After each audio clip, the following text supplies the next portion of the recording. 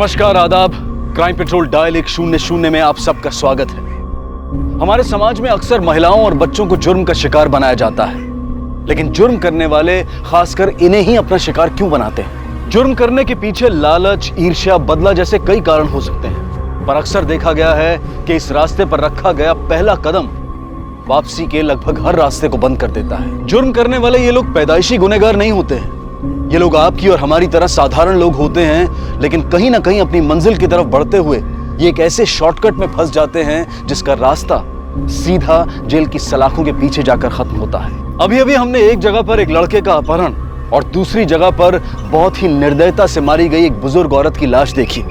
कौन थे ये दोनों और आखिर उनके साथ ऐसा क्यों हुआ था? क्या अलग अलग जगह पर घटी ये दोनों वारदातें आपस में जुड़ी हुई थी?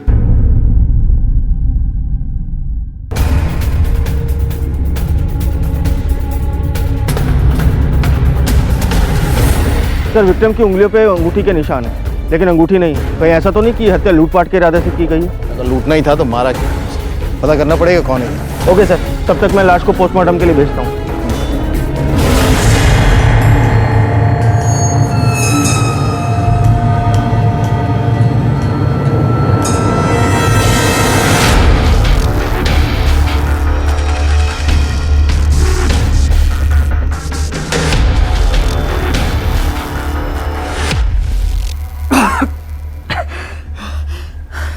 तू ये सब उनके लिए कर रहा है ना? तुझे क्या लगता है मुझे पता नहीं चलेगा इसके पीछे कौन है? तुझको क्या लगता है मैं अभी बच्चा हूँ, मुझे पता नहीं चलेगा?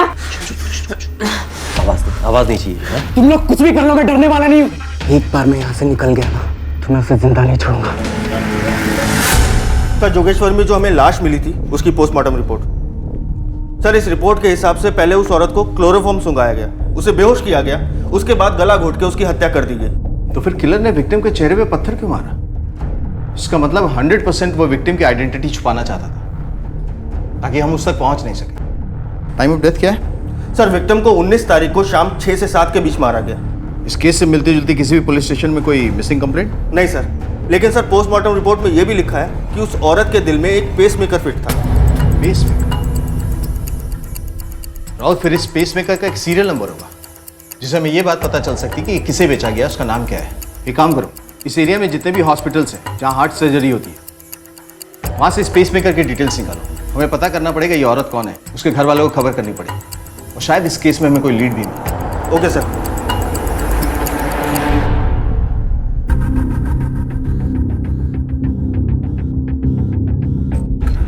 भैया फोन लगा? स्विच ऑफ है। सेजल, मने लागे छे हमें पुलिस के पास जाना चाहिए। શું વાત करो છો? हम पुलिस के पास किसी भी हालत में नहीं जा सकते।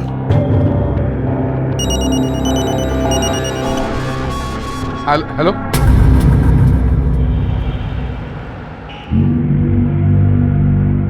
किलर ने इनके चेहरे को बुरी तरह से बिगाड़ दिया है, फिर भी देखकर पहचानने की कोशिश कीजिए। नहीं साहब, वो चेहरे से पहचानना मुश्किल है सर। इनके पास से हमें कुछ चीजें मिली थी, उसे देखकर पहचानने की कोशिश कीजिए। ये साड़ी हमें इनकी बॉडी से मिली थी, पहचानिए इसे। भैया ये बाकी साड़ी है।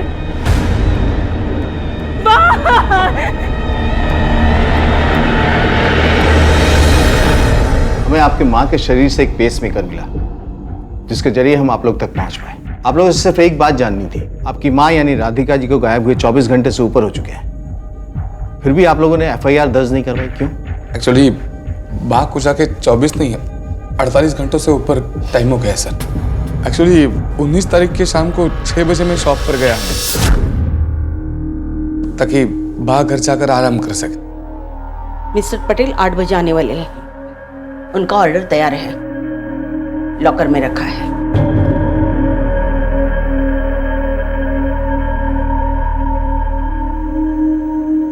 और हाँ, जाने से पहले अकाउंट बुक चेक कर लेना। ठीक है। वो घर के लिए निकली तो थी लेकिन घर पे पहुंची नहीं सर। मिसिंग कंप्लेंट ना लिखवाने की कोई खास वजह? 19 तारीख की सुबह ही हमारी कुछ बात को लेकर नोकझोंक हुई थी। झगड़े की वजह क्या थी? एक्चुअली ये सेजल को देखने के लिए परिवार वाले आए थे। जय श्री कृष्ण आंटी जी। जय श्री कृष्ण। आप कब आए, कैसे आना हुआ? राधिका बहन, हमारी फैमिली आप लोगों को कितने सालों से जानती है, बच्चे भी हमारे बड़े हो चुके हैं, तो मैं सोच रही थी कि मेरा बेटा और आपकी बेटी की शादी हो जाती तो अच्छा होता। अरे वाह, ये तो बहुत अच्छी बात। तुम्हारा माथो तो नहीं फरी गई ना कुंतीबेन, मेरी बेटी की शादी और आपके बेटे के साथ। मेरी बेटी एक डॉक्टर है और तुम्हारा बेटा एक मामूली सी न्यूज़पेपर में काम करता है। उसकी कमाई इतनी भी नहीं है जिसमें मेरी बेटी खुश रह सके। हिम्मत कभी रीति थी गई तुम्हारी लोगों ने, हाँ, कि मेरी बेटी को आप अपने घर की बहू बनाने का सोचे। निकलो यहाँ से। जय श्री कृष्णा। बा कई बार बेवजह गुस्सा करती थी।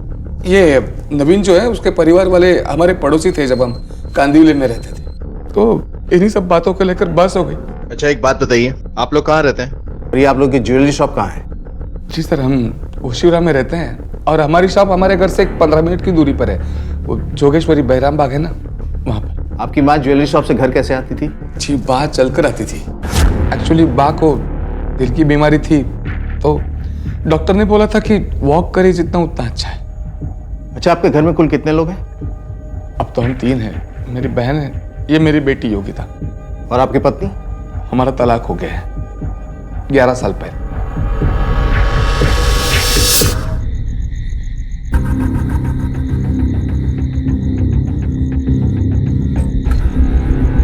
भैया, नवीन के बारे में पुलिस को बताने की क्या जरूरत थी? क्या करता, सब सच बता देता कि झगड़ा क्यों हुआ था। राउत, एक कमलेश की कहानी मेरे गले से उतर नहीं रही है। हो ना हो, इस कहानी में ऐसा ट्विस्ट जरूर है जो ये हमसे छुपाने की कोशिश कर रहा है। राउत, एक काम करो, कल कमलेश के ज्वेलरी शॉप में जाके पता करो कि 19 तारीख के शाम में वो वहां था या नहीं, और मैं नवीन और उसकी मां से पूछताछ करता हूं। Okay sir.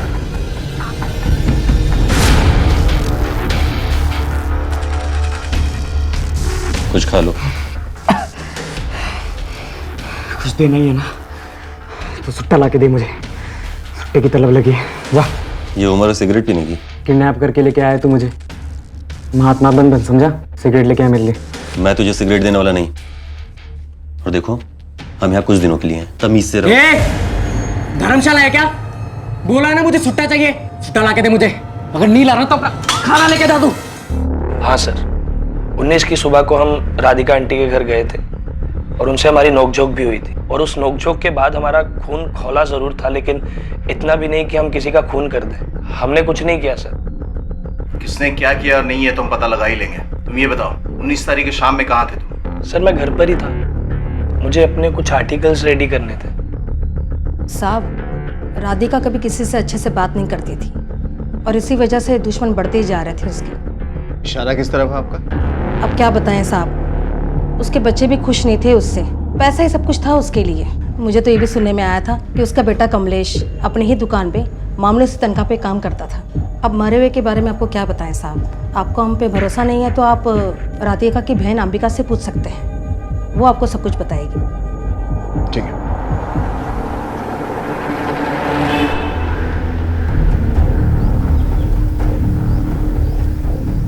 सुनो, ये सीसीटीवी कैमरे की फुटेज चाहिए हमें 19 तारीख की। ठीक है सर। देखिए, हमें पता चला है कि आपकी बहन राधिका की अपने परिवार में किसी से भी नहीं बनती थी। क्या ये बात सच है? सर, वो गुस्सैल थी, कड़क थी। कुछ लोग बोलते थे कि वो कंजूस भी है, पर पैसे की कदर थी उसको सर। उसके पति के गुजर जाने के बाद उसने बहुत गरीबी के दिन देखे। इस पुरुष प्रधान समाज में एक अकेली औरत का रहना आसान नहीं है सर। उसने ही मारा है मेरी बहन को। किसकी बात कर रही हो? प्रेरणा, कमलेश की पत्नी, जिसका उसके साथ तलाक हो चुका है। वो ही राधिका को फोन करती थी, बार बार धमकाती थी उसको। वो राधिका से अपने बच्चे वापस लेना चाहती थी। बच्चे? और जहां तक हमारी जानकारी है, कमलेश को तो सिर्फ एक बेटी है, योगिता। कमलेश का एक बेटा भी है, पार्थ।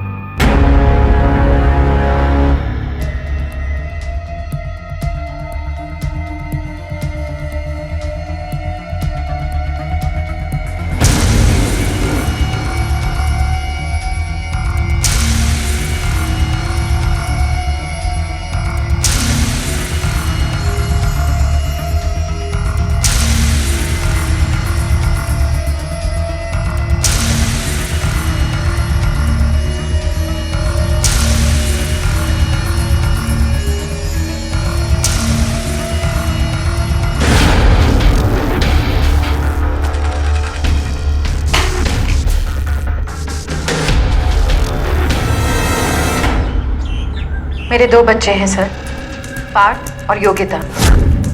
उस औरत ने मेरी बेटी को पता नहीं क्या क्या बोलकर मेरे खिलाफ भड़का दिया। वो तो मुझसे बात तक नहीं करती। हाँ, पार्थ कभी कभी बात कर लेता। पार्थ से आखिरी बार कब बात हुई थी आपकी? यही कुछ दिन पहले, लेकिन जब दोबारा मैंने उसे फ़ोन किया तो उसका फ़ोन नॉट रीचेबल था। मैं उससे मिलने घर चली गई। मुझे पार्थ से मिलना है। पार्थ घर में नहीं है, स्कूल ट्रिप पे गया है। स्कूल ट्रिप पर गया है? लेकिन उसका फोन तो नॉट रीचेबल आ रहा है। उसका फोन गुम गया है। वो पीसीओ से ही फोन करता है जब भी उसको टाइम मिले। तू यहाँ क्यों आई है? अपनी मनुष्य शक्ल लेके? हाँ, दोबारा यहाँ तेरी शक्ल मुझे देखनी नहीं है, समझे? तू निकल जा यहाँ से। तू चुप बैठ। आपकी सास राधिका की बहन अंबिका का कहना है कि आप राधिका को फोन करके डराए धमकाए करती थी। वजह? मैं और करती भी क्या? उस औरत ने मेरी जिंदगी बर्बाद कर दी। कमलेश से शादी के बाद मुझे पता चला कि वो अब भी अपनी माँ के पल्लू से बंधा हुआ था। और कमलेश ही क्या, सभी उससे डरते थे। किसी की हिम्मत नहीं थी उसकी तरफ आंख उठा के उससे बात करने की। उस औरत ने जानबूझकर हमारा डिवोर्स करवाया, यहाँ तक कि मेरे बच्चों को भी मुझसे दूर कर दिया। मेरे बच्चों से मुझे फोन पे भी बात नहीं करने देती थी। इस दुनिया में हर किसी की बद्दुआ बेअसर हो सकती है, लेकिन एक माँ की बद्दुआ से कोई नहीं बचता। मैंने उसे दिल से बद्दुआ दी थी। मुझे उसकी मौत का कोई दुख नहीं। अब आप ही सोचिए सर कि कमलेश ने आपसे क्यों छिपाया कि दीदी और उसका एक बेटा और भी था। सर मुझे तो लगता है कि कमलेश ने सब कुछ किया। राहुल, प्रेरणा के कॉल रिकॉर्ड्स खंगालो, क्योंकि एक बात तो साफ जाहिर है कि वो राधिका से बहुत नफरत करती है और ये उस परिवार में रही है, इसे उस परिवार के इन एंड आउट सबके बारे में उसको जानकारी होगी। सर मैं भी वही सोच रहा हूँ कि अगर राधिका की हत्या शाम 6 से 7 बजे के बीच हुई थी और वो दुकान से रोज शाम को 6 बजे निकलती थी, तो उनको दुकान से घर तक पैदल चल के जाने में तकरीबन 20 से 30 मिनट लगते होंगे। और जहां हमें उसकी लाश मिली है वो जगह उसके घर से 4 किलोमीटर की दूरी पर है। इसका मतलब जिसने भी मारा है वो राधिका की दिनचर्या, रूट और रूटीन के बारे में अच्छी तरह से जानकारी रखता है। उसने अचानक रास्ते में उस पर हमला किया और फिर लाश को ठिकाने लगाकर चला गया। सर अगर हमें ये पता चल जाए कि राधिका की लाश जहां हमें मिली वहां 19 तारीख को शाम 6 से 7 बजे के बीच कौन कौन गया, तो शायद अपराधी पकड़ा जाए। जिसने भी ये काम किया ना, एक बात तो साफ जाहिर है, बहुत शातिर है। लेकिन सर कमलेश ने अपने बेटे की बात हमसे क्यों छुपाई? मुजरिम चाहे कोई भी हो सर, इस कमलेश का माजरा समझ नहीं आ रहा। तुम्हारा बेटा पार्थ हमारे कब्जे में है। अगर तुम्हें अपना बेटा वापस चाहिए तो 10 लाख का बंदोबस्त करके रखना, और पुलिस से कोई भी मदद ली तो तुम्हारे बेटे के 10 टुकड़े मिलेंगे। आई एम सॉरी सर, मैं मजबूर था, मेरे पास और कोई रास्ता नहीं था, इसलिए मैंने आपसे झूठ बोला। काश मैं उसे बोर्डिंग स्कूल में भर्ती कर देता, आज कम से कम वो तो सेफ होता। मतलब पार्थ को क्या किसी खास इंसान से खतरा है? नहीं साहब, पार्थ को किसी और से नहीं बल्कि खुद से ज्यादा खतरा है। गलत संगत में पड़कर सिगरेट स्मोकिंग, शराब पीना सब शुरू हो गया है। एक दिन तो उसने हद पार कर दी।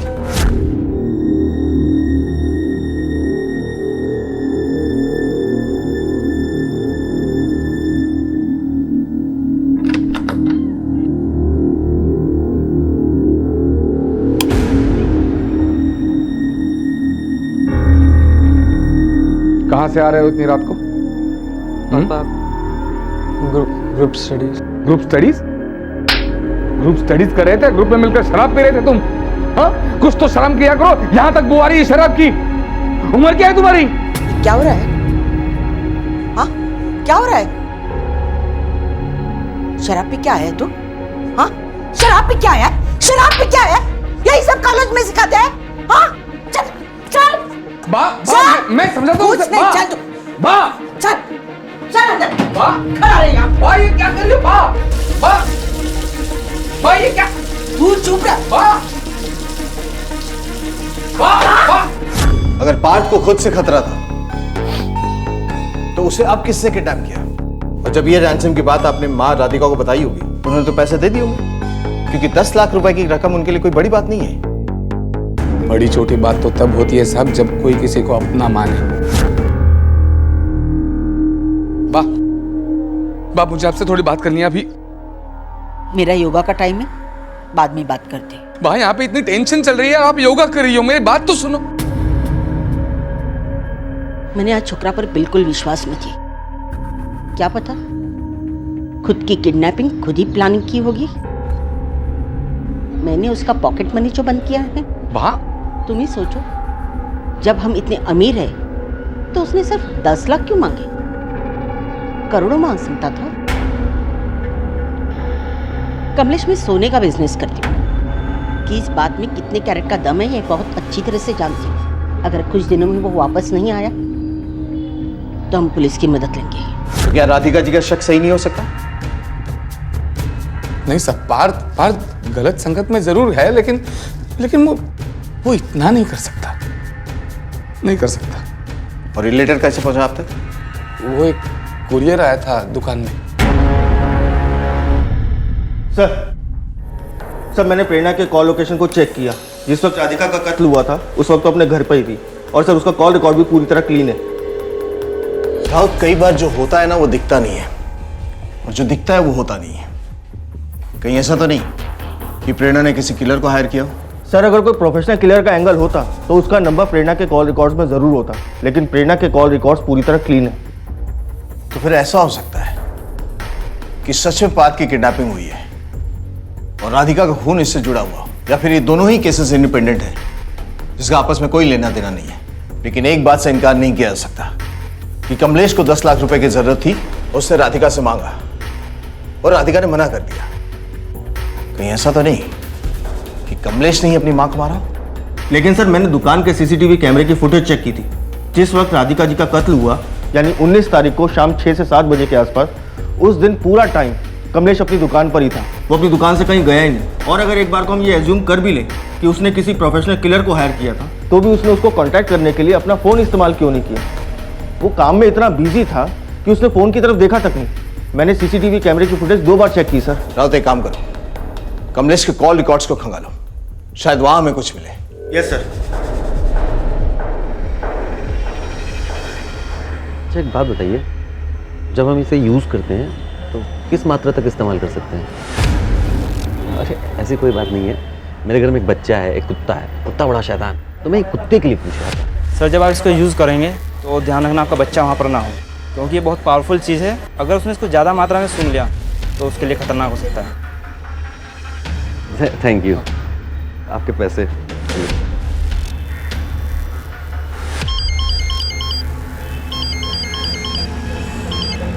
हेलो, अरे मुझे कितना दिन और इसे अपने पास रखना पड़ेगा? क्या? एक ही घर में एक तरफ किडनैपिंग का केस था और दूसरी तरफ हत्या का। आखिर इस केस में क्या हो रहा था? कौन था ये शख्स जिसने पार्थ को इस तरह से अगवा किया हुआ था, और उसने ऐसा क्यों किया था? क्या पार्थ की किडनैपिंग के पीछे किसी तीसरे शख्स का भी हाथ था? आखिर पार्थ का मुंह बंद रखने के लिए इस किडनैपर के दिमाग में क्या चल रहा था? क्या वो पार्थ को नुकसान पहुंचाने के बारे में सोच रहा था? अले 5,000। 5,000? भाई इतने तो नहीं है मेरे पास। 5 नहीं तो मान ले, चल माल वापस कर। भाई ये आप रख लो, बाकी अगली बार दे देंगे। ये क्या है? भाई इतनी ही है मेरे पास अभी। 1,000 रुपये माल मिलता है क्या? चल भाई अगली बार दे दूंगा, भाई अगली बार दे दूंगा, आई शपथ अगली बार दे दूंगा। चल ठीक है, लेकिन अगली बार ध्यान रखना, समझा? हाँ भाई चल निकल। ठीक है सर। हमने कमलेश के कॉल रिकॉर्ड्स को चेक किया, लेकिन उसमें कुछ भी ऐसा नहीं मिला जिसकी वजह से उसके ऊपर शक किया जा सके। राउत, ये कमलेश अपने बच्चे की जान बचाने के लिए बैंक से जरूर पैसे निकालेगा। एक काम करो, इसके बैंक अकाउंट पर नजर बनाए रखो। अगर कोई भी बड़ी रकम ये विड्रॉ करता है मुझे तुरंत बताओ। ये हमसे इसलिए मदद नहीं लेना चाहता क्योंकि इसे डर है कि किडनैपर इसके बच्चे को मार न दे। और जो रैंसम लेटर आया ना, उस कुरियर वाले के पास जाओ, पता करो किसने भेजा था और कब भेजा था। Okay sir.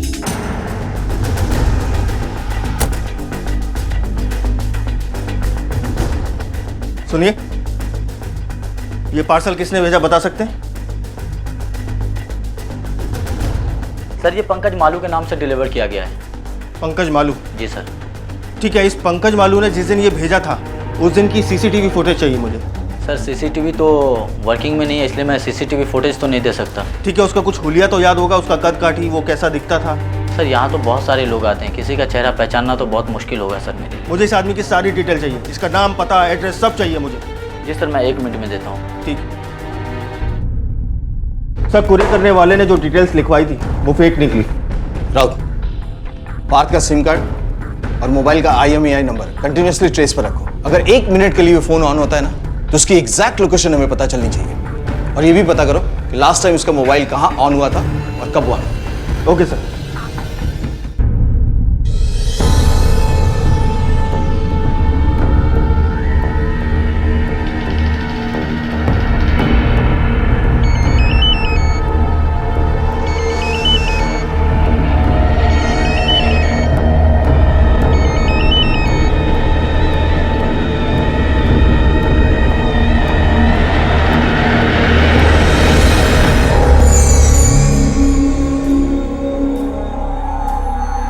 हेलो, हमें कुछ और दिन रुकना पड़ेगा। मम्मी को गुजरे भी 1 हफ्ता भी नहीं हुआ है और वैसे भी यहाँ पे बहुत लोग आते जाते रहते हैं। I don't know what to do. हाँ, वो 30 mg का डोज दे देना, वो ठीक हो जाएगा। मैं तुम्हें बाद में फ़ोन करती हूँ। बाय।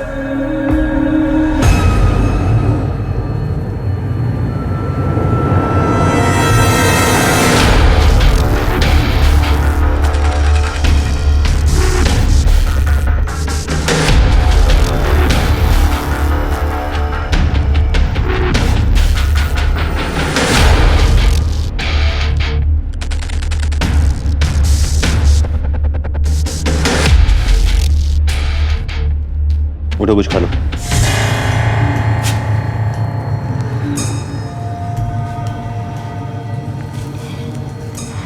ये नशा जो तू मुझे दे रहा है, इसकी लत कभी नहीं छूटती। चलो। बोल, कितने पैसे मिल रहे तुझे इस काम के, मुझे यहाँ बंद करने के, ये सुई लगाने के? बोल, मैंने तेरी शक्ल देख ली है। अगर तू चाहता है मैं पुलिस को जाके कुछ ना बताऊं, तो मुझे सच सच बता, कितने पैसे मिल रहे हैं तुझे? एक बात याद रख, जिस दिन मैं यहाँ से निकल गया, मैं पुलिस को जाके सब कुछ सच बता दूंगा, तेरे बारे में और दादी के बारे में। सब पार्थ का लास्ट लोकेशन उसी का घर है। 17 तारीख से उसका फोन भी स्विच ऑफ है, लेकिन उसका कॉल रिकॉर्ड बिल्कुल साफ है।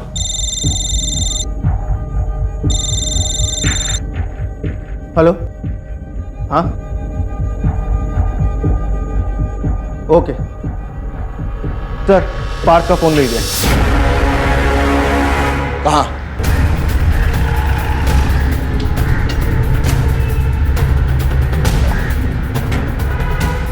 सर, हमें यहाँ कुछ लोगों ने बताया इस शख्स के पीछे एक आदमी को दौड़ते हुए देखा था। सर ये देखिए, तलाशी लेने के बाद 2 चीज़ें मिली हैं सर, ये फ़ोन और ये ड्रग्स। पार्थ का फोन इसके पास कैसे आया? इस एरिया के जितने भी ड्रग डीलर्स हैं सबको राउंड अप करो। Okay sir. वो आदमी किसी भी हाल में पकड़ा जाना चाहिए। Right sir.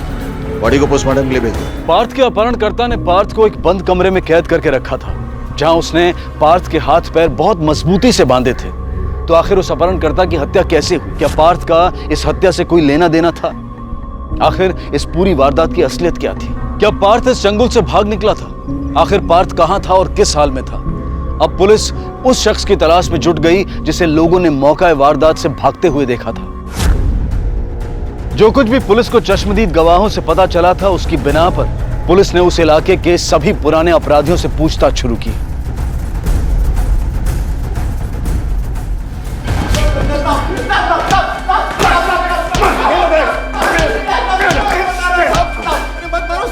थम, बोलेगा? सब शादी के बाद मैं सुधर चुका हूँ साहब, अब मैं कोई भी ऐसा काम नहीं करता। साहब क्यों लाया मैं यहाँ पे साहब? सब ड्रग्स तो हम पहले बेचते थे साहब, अब तो इतने सुधर चुके हैं कि साहब बीड़ी भी नहीं बेचते। बीड़ी भी नहीं बेचते? झूठ बोलता है साहब आप रफीक को ढूंढ रहे हैं साहब। कौन है ये रफीक?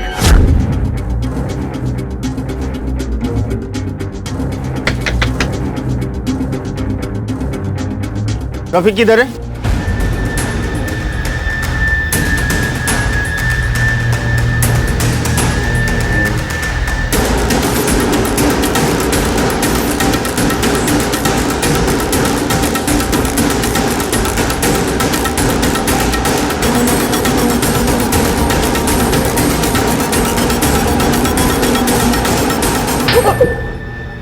साहब सच बोल रहा हूँ साहब, मैंने उसको नहीं मारा साहब, वो गलती से मर गया। वो मेरा कस्टमर था, मैं से ड्रग्स लेता था साहब। बहुत हो गया तेरा बचपन, पैसा निकाल। भाई भाई अभी इतने ही है मेरे पास, अगली बार करके देता हूँ मैं आपको। क्या ये? ये क्या है? किराने की दुकान में आया तू? हाँ? तेरे पास माल तो होगा। तू बहुत ड्रामा। भाई भाई मान लिए। इतना अच्छा फोन लेकर रखा है और 4000 उधार में चाहिए। बताओ क्या तेरे को? बताओ बताओ। भाई ऑन मत करना भाई, भाई ऑन मत करना, भाई ऑन मत करना उसको, भाई फोन ऑन मत करना।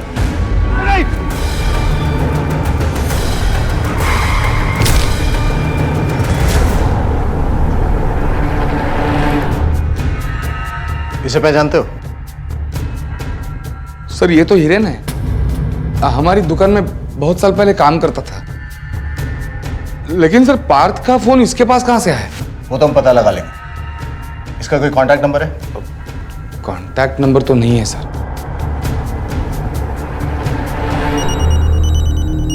एक मिनट। हाँ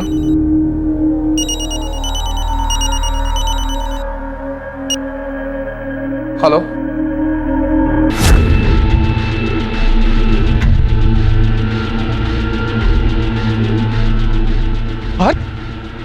बेटा बेटा कैसे तुम? क्यों, झटका नहीं लगा? इतनी जल्दी देखने की उम्मीद तो नहीं की होगी ना? ये कैसे बात कर रहे हो तुम? बात तुम ठीक तो हो बेटा? तुम देखो, अपना ने नाटक बंद करो। मुझे पता है आपने मुझे किडनैप करवाया था। बोलना, कितने पैसे दे रही दादी तुझे इस काम के? मर चुकी है तेरी दादी।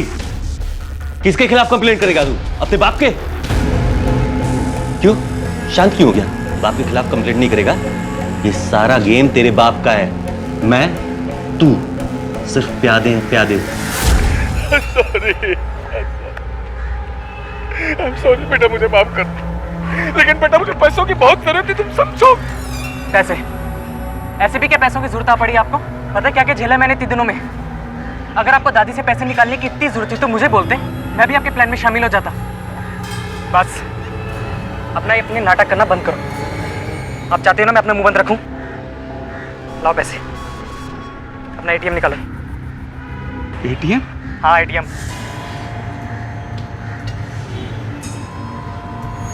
देखो, आज के बाद मुझे ढूंढने की कोशिश भी मत करना। कमलेश का अपने ही बेटे को अगवा करवाने के पीछे का राज तो अब तक नहीं खुला था, पर क्या कमलेश ने ही अपनी मां को जान से मार दिया था? किडनैपिंग और हत्या के इन दोनों मामलों के तार क्या किसी भी तरह से आपस में जुड़े हुए थे? पुलिस के लिए इतनी जल्दी किसी भी निष्कर्ष तक पहुंचना आसान नहीं था। दूसरी तरफ नशे की आदतों से घिर चुका पार्थ अपने पिता के एटीएम से काफी बड़ी मात्रा में पैसे निकाल रहा था।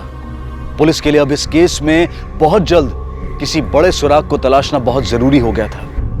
सर अभी एक चौंकाने वाली खबर आई है। बैंड्रा के एक एटीएम के थ्रू कमलेश के करंट अकाउंट से 50,000 रुपए निकले। 50,000? राउत, अगर फिरौती के लिए रकम देखी जाए तो छोटी है, लेकिन वैसे देखी जाए तो 50,000 एक बड़ी रकम होती है। तुम कमलेश के अकाउंट पर नजर बनाए रखो और कोई भी अगर बड़ी रकम विड्रॉ होती है तो मुझे तुरंत बताओ। एक काम और करो, उसके पीछे एक कांस्टेबल लगा दो जो 24 घंटे उस पर नजर रखे। मुझे पल पल की खबर चाहिए। Okay sir.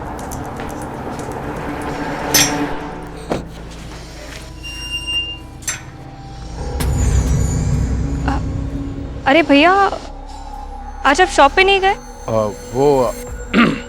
वो मेरी तबीयत थोड़ी खराब थी तो सोचा आराम कर लूं। मैं क्लिनिक जाके आती हूँ। ठीक।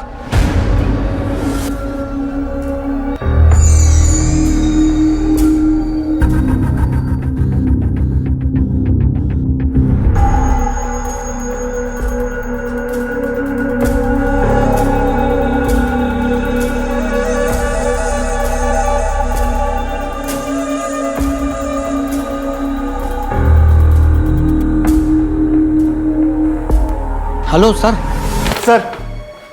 सर अभी पता चला है कमलेश ने बैंड्रा के एक होटल में रूम बुक किया है। क्या? कमलेश ने? हाँ सर, कमलेश ने। सर या तो वो होटल बहुत ही महंगा है या फिर उसने काफी लंबे टाइम के लिए वो होटल बुक किया है, क्योंकि उसने अपने कार्ड से 40,000 की पेमेंट की है और अपने ही कार्ड से उसने काफी महंगी शॉपिंग भी की है। सर ये हो ही नहीं सकता राउत। क्यों सर? कमलेश अपने घर पे, कांस्टेबल ने अभी बताया मुझे। कौन सा होटल है? Sir hotel park view. चलो।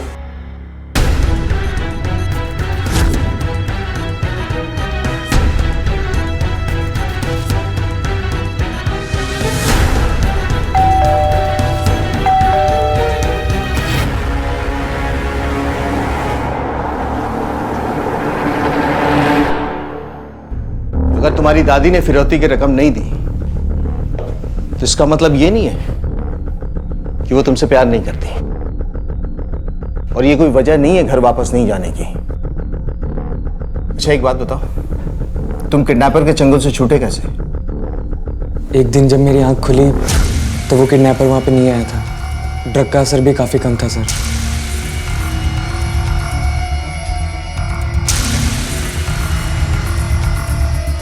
और तुम्हारे पापा का कार्ड तुम्हारे पास कैसे आया?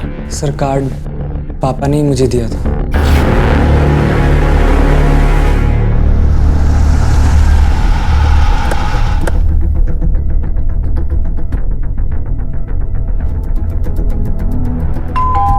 सर घर की एक और स्पेयर चाबी है।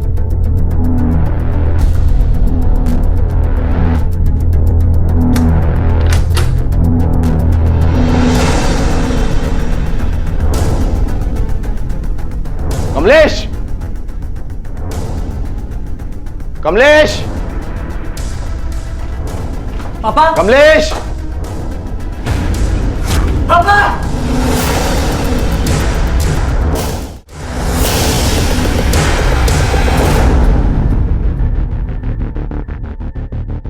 किंदे, एक फॉरेंसिक टीम भेजो।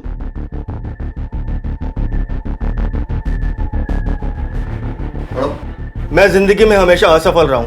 पहले मेरी शादी टूट गई क्योंकि मेरी माँ को मेरी बीवी नापसंद थी। माँ की जिद की वजह से आज मेरे बच्चे अपनी माँ के बिना पल रहे हैं। मुझे मेरे बेटे के लिए कुछ करना था ताकि वो अच्छे लोगों के साथ रहकर अच्छे से अपनी पढ़ाई पूरी कर सके, लेकिन उसकी फीस ज़्यादा होने के कारण मेरी माँ ने पैसे देने से इनकार कर दिया। मेरे पास और कोई चारा नहीं था। माँ की वजह से मेरी ज़िंदगी तबाह हो गई थी। ना मेरी बीवी थी ना मेरे बच्चे। मेरे दिमाग में एक प्लान आया। मैंने सोचा पार्थ को अगवा करके बात से फिरौती की रकम मांग लूंगा। भले ही पढ़ाई के लिए पैसे ना दिए हों, पर पोते को अगवा करने की बात सुनकर माँ पैसे दे देगी। पर जब मेरी माँ ने फिरौती की रकम देने से इनकार कर दिया तो मुझे गुस्सा आया और मैंने उन्हें मार दिया। मेरी आखिरी ख्वाहिश है कि मेरे जाने के बाद पार्थ और योगिता दोनों अपनी माँ के साथ रहे। कमलेश।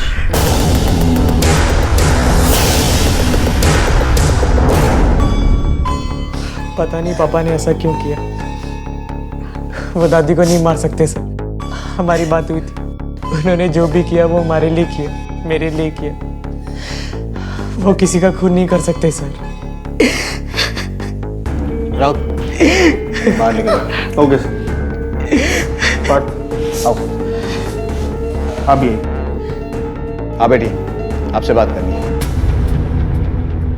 जिस दिन राधिका जी की मौत हुई उस दिन तुम कहाँ थी? मैं तो अपने क्लिनिक में थी सर, लेकिन आप ये सवाल मुझसे क्यों पूछ रहे हैं? जब भैया खुद अपने सारे गुनाह कबूल कर चुके हैं तो फिर इन सवालों का क्या मतलब है? लोग दुनिया छोड़ के चले जाते हैं लेकिन अपने पीछे सच्चाई छोड़ जाते हैं, और उसी सच्चाई को सामने लाना हमारा काम है। कमलेश ने राधिका जी को नहीं मारा, क्योंकि जिस वक्त राधिका जी की मौत हुई उस वक्त वो दुकान में था और उसने किसी भी ऐसे व्यक्ति से बात नहीं की जिस पर शक जाए हमारा। कहाँ थी तुम? सर मैं सच कह रही हूँ, मैं क्लिनिक में थी। चलो मान लेता हूँ कि तुम क्लिनिक में थी, लेकिन तुम्हारा बॉयफ्रेंड नवीन वो कहाँ था? हमें सब पता है तुम्हारे और नवीन के बीच में क्या चल रहा था। तुम्हारे कॉल रिकॉर्ड्स हैं हमारे पास। हाँ सर, मैं और नवीन एक दूसरे को चाहते हैं, लेकिन अगर ये बात बा को पता चल जाती तो फिर वो मैं मार ही देती। लेकिन नवीन हार मानने वालों में से नहीं था। वो बा का दिल जीतकर उनसे मेरा हाथ मांगने वाला था। और जब उन्होंने बात नहीं मानी और नवीन की बेइज्जती कर दी तो तुम दोनों ने प्लानिंग करी उन्हें मारने की। आप ऐसा सोच भी कैसे सकते हो सर? कुछ भी हो जाए, लेकिन वो मेरी बात थी। हमने उन्हें नहीं मारा है सच में सर, बल्कि मैं तो नवीन को भैया से मिलाने के लिए लेके आई थी। हमने सोचा कि अगर भैया मान जाएंगे तो फिर हमारी शादी जल्द से जल्द हो जाएगी। आप लोगों की शादी जल्दी हो या ना हो, लेकिन अपराधी बहुत जल्दी पकड़ा जाएगा। और एक बात ध्यान रखना तुम, अगर इस पूरी कहानी में तुम्हारा नाम किसी भी पन्ने पर लाल स्याही से मिला, तुम्हारी पूरी जिंदगी काली हो जाएगी। जाओ राउत, 19 तारीख की सेजल और नवीन की कॉल रिकॉर्ड्स, मोबाइल लोकेशन निकालो। Okay sir. सर ये रहे सेजल और नवीन के 19 तारीख के कॉल रिकॉर्ड्स। सर दोनों के कॉल रिकॉर्ड्स पूरी तरह क्लीन है। तो फिर राधिका को मारा किसने? और फिर कमलेश ने अपने सुसाइड नोट में ये क्यों लिखा कि उसने अपनी मां को मारा, जबकि 19 तारीख की शाम में वो अपने दुकान पे था, वहां से हिला तक नहीं था। आखिर वो किसको बचाना चाहता है? सर कमलेश अपने बच्चों से बहुत प्यार करता था। कहीं ऐसा तो नहीं कि योगिता ने अपनी दादी को मारा और अपनी बेटी को बचाने के लिए उसने सारा इल्जाम अपने सर पे ले लिया? लेकिन अचानक सुसाइड, अब तक तो वो ठीक था, तो फिर आज ऐसा क्या हुआ कि उसने अपनी जान दे दी? राउत, मुझे कमलेश के आज के मोबाइल लोकेशंस और कॉल डिटेल्स चाहिए। Okay sir. कमलेश का यूं अचानक आत्महत्या करना काफी चौंका देने वाला मामला था। आखिर ऐसी कौन सी वजह थी जिसने कमलेश को इतना बड़ा फैसला लेने के लिए मजबूर कर दिया? क्या इस सब के लिए कमलेश ही दोषी था? क्या वाकई में उसने ही अपनी मां की हत्या की थी? पुलिस अब भी राधिका के हत्यारे को ढूंढने में लगी हुई थी। राधिका की हत्या तब हुई थी जब वो अपनी दुकान से अपने घर पैदल चलकर जा रही थी, लेकिन पुलिस को उस रास्ते पर ऐसा कोई शख्स नहीं मिला जिसने कुछ ऐसा देखा या सुना हो जिससे पुलिस को हत्यारे तक पहुंचने में मदद मिल सके। सर घर आने से पहले कमलेश की लास्ट लोकेशन गोरेगांव थी। मेरा शक सही निकला राउत।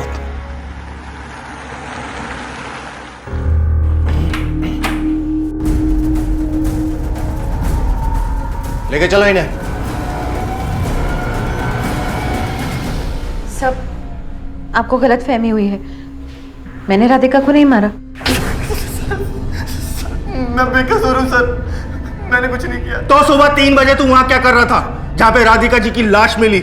अब ये मत कहना कि तू वॉक करने गया था, वरना तुझे इतना मारूंगा ना कि वॉक तो छोड़, ठीक से बैठ भी नहीं पाएगा। तेरी लोकेशन के सबूत है हमारे पास, बोलेगा? बोल।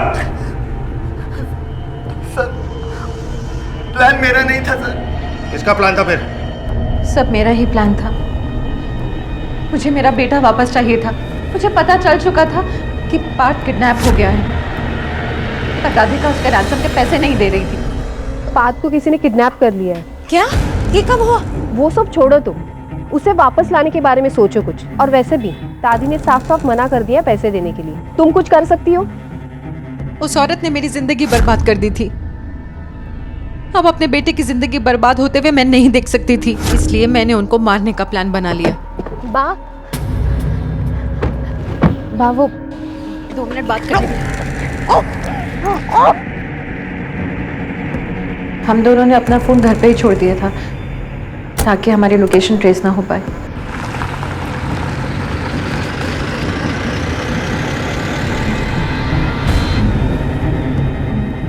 रोशनी बहुत है, मैंने बॉडी अभी डंप नहीं कर सकते। इसलिए सर उसकी लाश को हमने पहले गाड़ी में ही रखा और अंधेरा होने के बाद ठिकाने लगा है।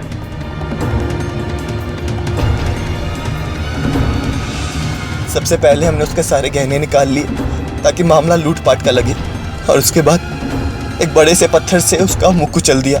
लेकिन तू एक गलती और कर बैठा। बॉडी ठिकाने लगाने जाते वक्त तूने तेरा फोन अपने साथ रख लिया और इसी गलती की वजह से तुम दोनों फंस गए। कमलेश ने सारा इल्जाम अपने सर पे क्यों ले लिया? पार्थ कमलेश का एटीएम लेकर चला गया था। कमलेश मेरे घर आया था। प्रेरणा, कमलेश? पार्थ कहाँ है? पार्थ? पार्थ यहाँ नहीं है। मुझे पता है वो यही है। पार्थ! कमलेश पार्थ यहाँ नहीं है। उसने मेरी बात ही नहीं सुनी। वो भागते हुए बेडरूम की ओर गया। बेडरूम में कोई नहीं था, लेकिन तभी उसकी नजर उस रिंग पर पड़ी जो राधिका की थी। बोलो बात क्या है?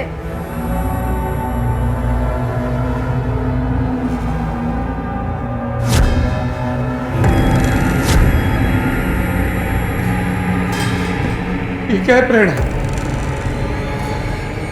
ये क्या है? बाकी हम तुमने क्यों किया तुमने ऐसा? क्यों? सिर्फ अपने बच्चे को बचाने के लिए कमलेश। लेकिन अगर तुम कहोगी तो मैं पुलिस के सामने सब कबूल कर लूंगी। लेकिन मैंने ये सिर्फ अपने पार्थ के लिए किया। जब उसे ये सब पता चलेगा तो वो मुझसे बात नहीं करेगा। तुम ही बताओ कमलेश, अब मैं क्या करूं? ये सब सुनकर कमलेश टूट सा गया था। उसने अपनी माँ की वजह से मेरे साथ जो भी गलत किया उसका पछतावा था उसे। इस इसलिए घर जाकर उसने सुसाइड कर ली। कमलेश ने जो कुछ भी किया वो अपने बेटे पार्थ के लिए किया। वो चाहता था कि अपने बेटे को बुरी संगत से दूर करके उसे एक अच्छी जिंदगी दे सके। जब राधिका ने पैसे देने से इनकार कर दिया तब शायद कमलेश को कोई और रास्ता नहीं सूझा और वो जुर्म के काले रास्ते पर चलने के लिए मजबूर हो गया। लेकिन कमलेश ने जो कदम उठाया उसे किसी भी कीमत पर सही नहीं ठहराया जा सकता। प्रेरणा को आईपीसी की धारा 302 के तहत हत्या के लिए और विनय को धारा 201 के तहत सबूतों के साथ छेड़छाड़ करने और उन्हें मिटाने के लिए गिरफ्तार किया गया है। ये दोनों इस वक्त जुडिशियल कस्टडी में हैं। एक बात हम सब के लिए याद रखना जरूरी है कि मंजिल चाहे कितनी भी ऊंची क्यों ना हो, लेकिन रास्ते हमेशा पैरों के नीचे ही होते हैं। ये बेहद जरूरी है कि हम किसी भी हालत में अपना संयम ना खोएं, क्योंकि जुर्म के रास्ते पर बढ़ाया गया हमारा एक कदम हमारी जिंदगी को हमेशा के लिए खत्म कर सकता है। इसी विचार के साथ अब मैं अनूप सोनी आपसे विदा लेता हूं। फिर मुलाकात होगी अगले एपिसोड में एक और चौंका देने वाले केस के साथ। तब तक अपना और अपने परिवार का ख्याल रखें और देखते रहें क्राइम पेट्रोल डायल 100। सबक एक को सीख हम सबको। जय Hind. If you want to enjoy more crime files content like this, please subscribe to our channel and click the bell icon.